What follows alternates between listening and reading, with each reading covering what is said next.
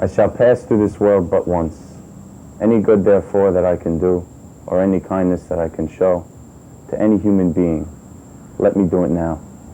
Let me not defer it or neglect it, for I shall not pass this way again.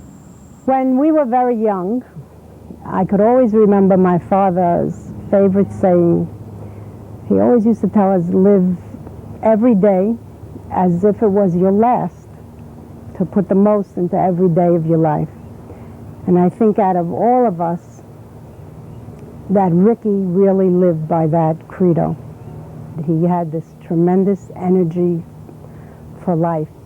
He always stepped forward and made himself available. And I know it wasn't only to his family, because he certainly did that for his family, for all of us. But he went outside the family to so many people and helped them with different struggles and different problems that they had. And never made them feel uncomfortable about it. No, and his sense of humor was remarkable. A very unique person that gave to other people, cared about other people. Ricky, my good friend, dropped in one day, wanted to tell me, and he did tell me, that while we were all having a great old time here in Deal, there was a very, very large segment of our community back home in Brooklyn who were hurting financially, hurting in different kinds of ways that that most of the community was not aware of. And that he, along with Joe Beda, may he rest in peace, was trying to get the community more aware of what was going on.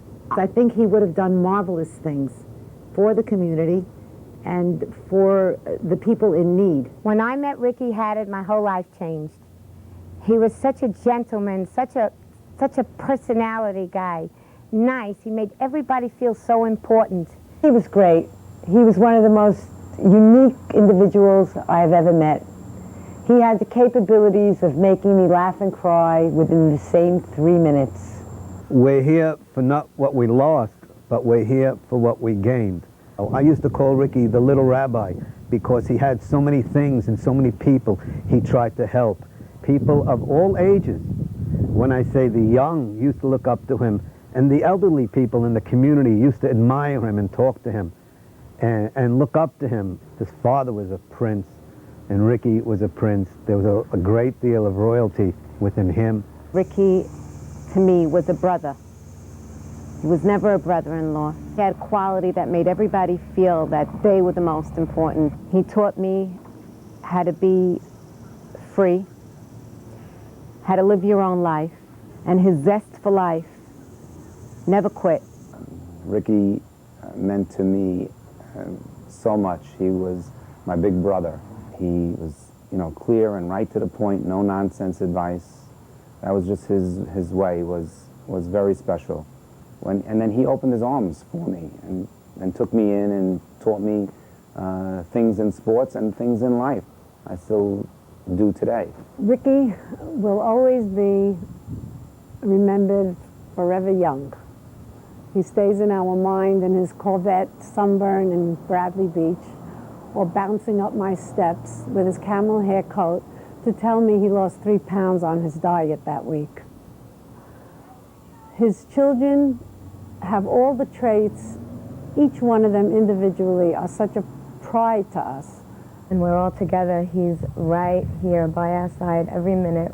We always feel his presence. He's here instilling the proper values into me and my brothers and sisters, and just providing my whole family with such great strength to go on and live life happily and to its fullest.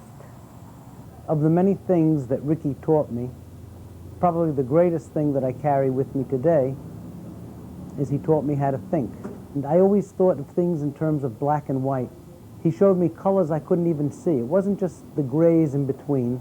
It was reds or blues or yellows. It was things I just couldn't see on my own. Even today, I stop and think, what would Ricky say? What would Ricky do? And I carry so much of them with me today. And I loved him then, I love him now, and I'll love him tomorrow. My parents named me Carol Hope. because after 2 girls, they wanted a boy. They were very lucky because they got Ricky next. I think he was everybody's big brother. He was caring, he was always concerned, and involved in a lot of people's lives. He was dynamic, he was handsome, everyone loved him, popular, but above all, he made each and every person around him feel special. He had a heart of gold. He cared truly for every person he met. And growing up over the years, he was a person I always admired, an unbelievable potential. He was my boyhood hero. He was a person that, without a question, is worthy of this fund to help people, to help bereaved parents cope with their problems. Without a question, this fund is worthy of his name, and I hope that this fund will be a Ilui Neshama to him. He talked with confidence, he acted with confidence, and he ran his life with confidence. We were eating lunch, and we're talking, and we're laughing and joking, and it was just a great lunch. And then when dessert came, I ordered a cheesecake, and he ordered a cheesecake. And he took one bite of his cheesecake, and then he put coffee over his cheesecake. Until today, I always think about it. I could never put coffee over my cheesecake. Still eating every piece of cake. The willpower that he had was unbelievable. His sense of humor was just incredible. That he also made ordinary dining experiences a hilarious adventure. We haven't laughed that hard in many, many years since we lost Ricky. And he was a people person and very involved in everyone's lives. Kind of strange because I'm 37 now, and he was 37 when he died.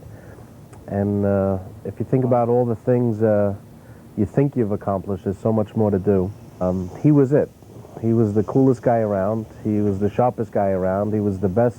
He was the man. Athlete. He played tennis. He won the tournament. He always told me, you know, if you think big, you become big. He took my mind from very low to very high. He just put me on a very, very level head all the time. One of the most together people I ever met in my life. He had it. He had what everybody wants today. For some reason, he was very easy to talk to all the time. He was there giving me very interesting advice. It's definitely affected my life. He was really an inspiration. He always used to always make us laugh. I think he was like the JFK of our community. Wonderful guy, and we'll never forget him. The most fun uncle in the world. He was one of us. He was a good friend. His wit, his sincerity, his caring, his humor. Ricky was the kind of friend to us that many people dream about. Ricky Haddad was a unique and special friend. And I would say Ricky was a definite influence in helping me in business, in raising the bar, so to speak, about striving for constant growth. It was probably one of the most unforgettable, if not the most unforgettable friend that I've ever had. He wouldn't let me give up. He wouldn't let me quit. He taught me, anything you put your mind to, you can achieve. Think big, whatever you think you can become. He was just an happy person and a lot of fun to be with. And he made everybody feel important. And that was a special quality that Ricky had. He left us a true legacy of happiness and friendship and do the best you can for anybody you can. He was not a person that would not share or would not give of himself. And I think that's a real special quality that we should all try to emulate. And Ricky's philosophy was everything should be a learning experience. He could have been an excellent psychologist. He just knew how to gauge people. He knew how to treat people. And you think of him and you just think of love, of all the love coming at him and all the love coming out of him. I was in awe of this young man who did so much for his family and a lot to the whole community. His humor, his intelligence, his sensitivity, his sense of style, his real zest for life. That we all know, that's a given. He just had, he was contagious, and she was putting butter in the pan for the eggs, and he said, "No, Mom, you can't do that. That's cholesterol. You can't do that." Mom said, "Cholesterol? What's cholesterol?" She didn't know what it was, nor did I. He was very much ahead of his time.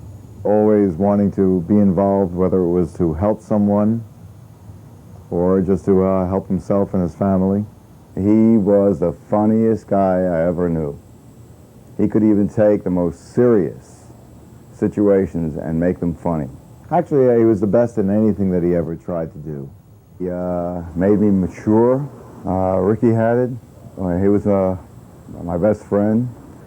He taught me how to make people happy, and I miss him very much. I love my daddy so much. I only wish I could have heard him call me Jaime one more time, or he could have seen my beautiful girls and my wife, and I hope to make him very proud and Shaman. If I had to use one word to describe Ricky Haddad, I would say elegant. Awesome. Charismatic. Illuminating. Dynamic. Dynamic. Ricky was up. Dynamic. JFK Jr. Genuine. Perfect. Unforgettable. Happy. Strength. He was the melech.